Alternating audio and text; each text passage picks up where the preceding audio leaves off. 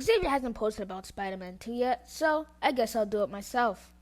Spiderman 2 came out, so did it live up to expectations? Is the swinging less automated? Is this the best Spider-Man game ever? Well, assuming how I plan on the game, I can answer these questions. So let's jump right into the video. Since there's no fall down, I stand corrected. I smash your face! The combat in this game is amazing like always. Coming from the first game, Miles Morales, and this one, this is the perfect combat system. Like, they did everything right in Insomniac. They just improved on what worked and got rid of what didn't. I liked how they made the gadgets a little bit better, because in the first game there are so many overpowered gadgets, and there's so many gadgets that work some reason in the game, and in Miles Morales, the gadgets just sucked. But now in this game, you got the upshot, ricochet web, web grabber, the concussion blast was okay. I feel like it was only added because of the symbiote, but like, it's fine, I guess. I think it's safe to say without a doubt in my mind, if Peter didn't have the symbiote abilities, I would never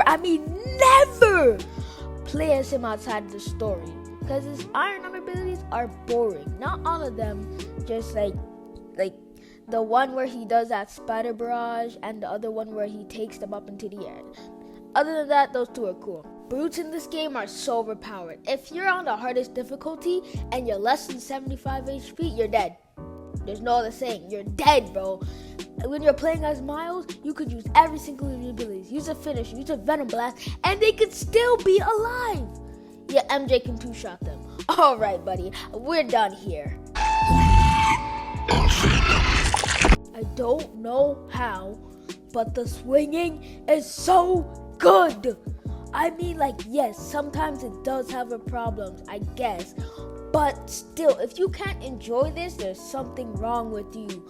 I mean, like, whoa.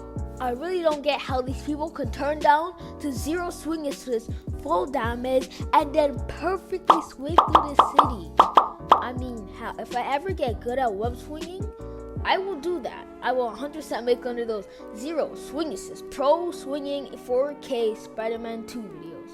Somehow, Insomniac really kept the feeling of this is an old swinging system we're used to, and the new features that make it feel fresh and new, and I really praise them for that. But I would be biased if I didn't say some things that irritated me in the game. Like how the game feels really unfinished in some areas, like the New Game Plus. The New Game Plus is something that should be in the game. I know I sound like a broken record when I say this, but it is true. And how some glitches that shouldn't be there are there, like the cube glitch, the headless glitch, and yes, the slingshot glitch from the first 2 games is back. Now, seeing how there's a lot of glitches in this game, I need to make a video about Marvel Spider-Man 2 glitches. And yes, I do know the cube glitch has been patched, but luckily, I got some footage of it. And I'm not gonna lie, some of the suits didn't have to be there. Look at the 2099 suit. That purple, blue, cyan color really did not need to be in the game.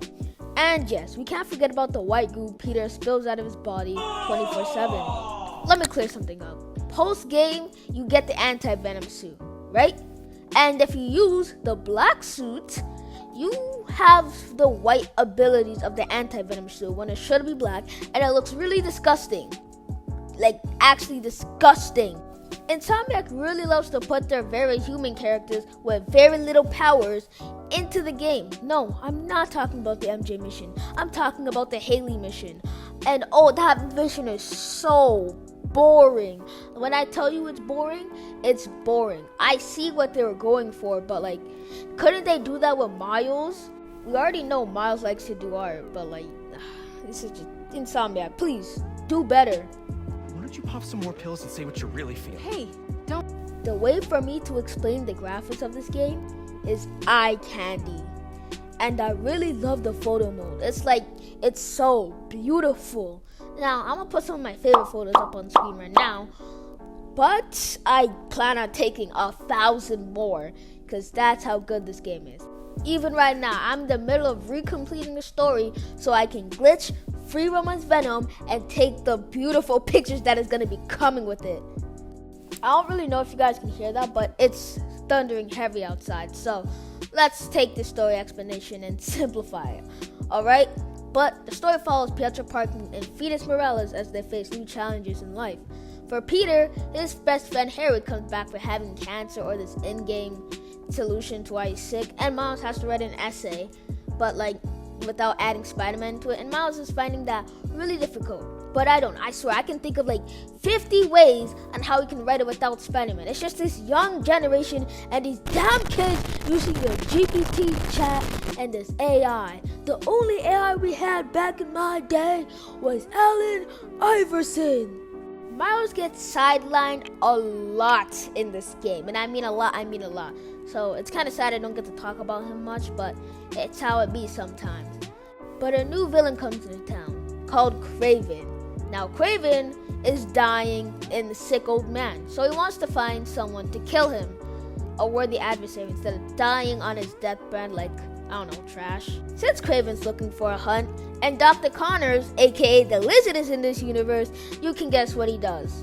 He tracks down Dr. Connors, turns him back to the Lizard, and stabs Peter in the chest, or the kidney, whatever you want to say. Just when you think Peter's about to die, the symbiote chooses him, and he becomes Black Man, Part 2. And if you know anything about the symbiote, you know it makes Peter a huge ass. Well, after Miles Venom punches his ass out of it, since he was an ass to everybody, and for some reason didn't say sorry to Harry, Harry smacks the symbiote out of his hand, takes it, and becomes... I'm gonna take a pause here to talk about the 19 pages of Venom gameplay. I mean, that was magnificent. Now, the fact that we get to play as Venom is enough, but the fact that we get to actually parry bullets, which I hated bullets, because every time you dodge them, you still have a chance of getting hit! But anyways, not only that, you get a boss fight to go with it. I mean, the boss fight versus Craven is just you are the boss. Craven is not the boss. You are. And you get to eat his head off. It's so satisfying. And it was so magnificent. 10 out of 10. Good cooks to the chef, bro. Good cooks to the chef. That makes no sense. But anyways, I loved it. And if I could replay the missions, I would replay that mission. But we can't, for some reason. After dismantling every single person in your way, you enslave the entire city as an excuse of healing the world. Now, I could say how this is not comic accurate and show the Godzilla Mendoza clip, or I could explain it myself. Technically, the entire plot of this game doesn't work because in 1993's Venom Lethal Protector number 4, scientists stated that Venom's suit was only capable of producing a spawn about 6 times, one being Carnage and the rest being the group Spider-Man calls the 5 Venoms in that storyline. So whether this story is in the continuity of the comics or not, it's fair to expect that the same rules apply and the suit cannot create more than 6 total symbiote predecessors. Unless, of course, the suits all spawned around 6 more of their own, creating an exponential growth pattern in population of one symbiote immediately producing 6. Though this is also highly unlikely because the suits spawn on completely random occasions with years in between. Using Carnage's offspring Toxin and Scorn as an example, were both birthed several years apart. It's also unlikely that this is indeed the single Venom symbiote infecting the entire city because symbiotes can't grow and spread on this level without gaining mass. In Carnage USA number 1, Carnage takes control of an entire town of people, but in order to do so, he must consume an entire slaughterhouse full of pigs and cows to give the symbiote more mass.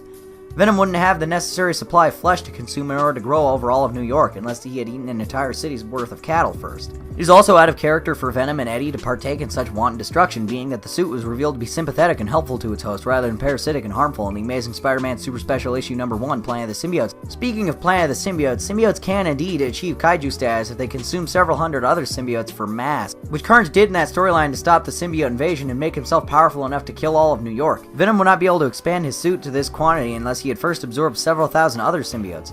This takes place after the Purge device Tinkerer created went off, killing all the aliens in New York.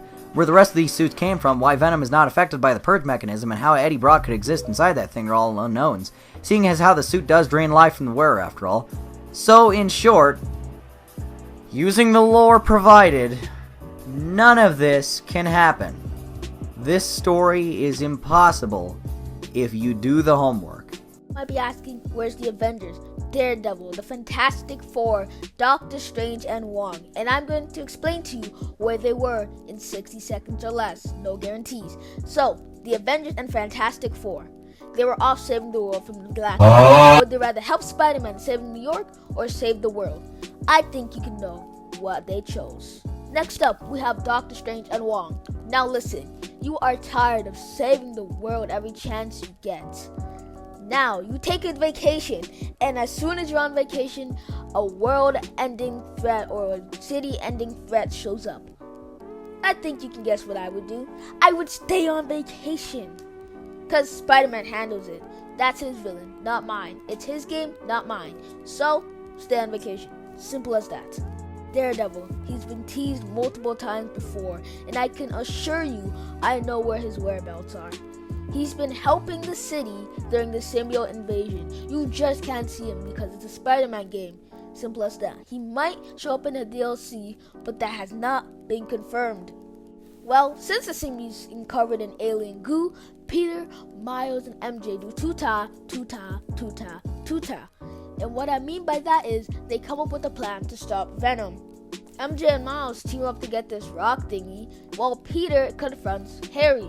So, Miles and MJ get the rock, then Peter confronts Harry, and they have a big climactic fight. I really don't know what other words I can put this in. They have a big fight. The fight was very cool. Now, Peter, this entire game, has been thrown, kicked in the back, broke his back, punched. I think this game made it a point to show Peter is not in his prime anymore. And it really shows in his Venom boss fight, because this guy gets absolutely mauled through the Emily May Foundation, and he gets knocked the fuck out. Now Miles has to take up the role of fighting Venom, which he does that pretty spectacularly, if you don't die 500 times like I did.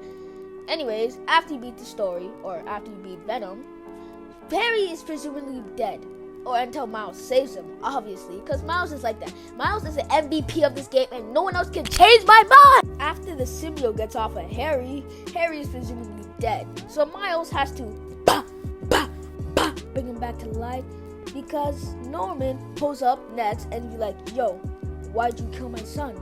And Spider-Man's like, no, we didn't. We saved his life. And I was like, shut up!